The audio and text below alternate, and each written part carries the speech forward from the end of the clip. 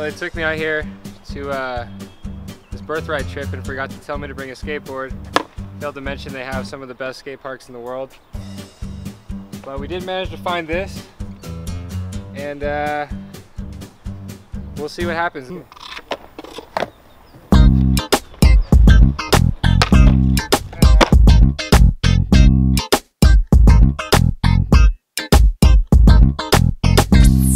Started skateboarding probably in about 5th grade. I don't even know how old I was, but I was little. Getting sponsored is a pretty big deal when you're young, and so that's probably one of my bigger accomplishments, and being put on teams and brands that I never thought I would ever skate for. That's a great feeling. So growing up, my mother's side of the family was Jewish. Other than English, my mom and my grandma would speak Yiddish, and that's kind of the only thing I picked up on. So coming over here and learning Hebrew is pretty interesting. Hanukkah and Passover were the main ones that we really celebrated. I actually chose Mayanot because I have a couple friends that recommended it to me back in the States in California. I was going to try to bring friends with me because I have a couple friends that wanted to do it, but I felt like it would get delayed too long and I didn't want to wait, so I just jumped on it. Coming on this trip alone wasn't really a big deal. It was kind of weird at first. I met our group leader at the airport morning of the trip, and he kind of set the stage and let everyone know that it's going to be a comfortable experience. And by the time we got on the first flight, I already had my roommate for the whole trip. I didn't have any safety concerns. My family did though.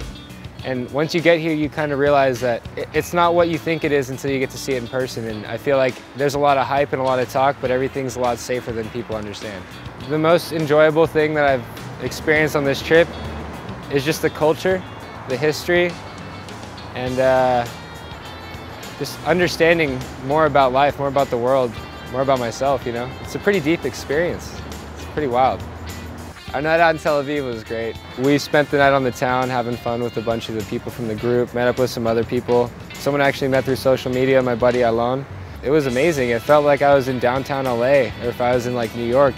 The people were great, the atmosphere was amazing, and I'm ready to go back. Let's go to Tel Aviv. Can we go right now?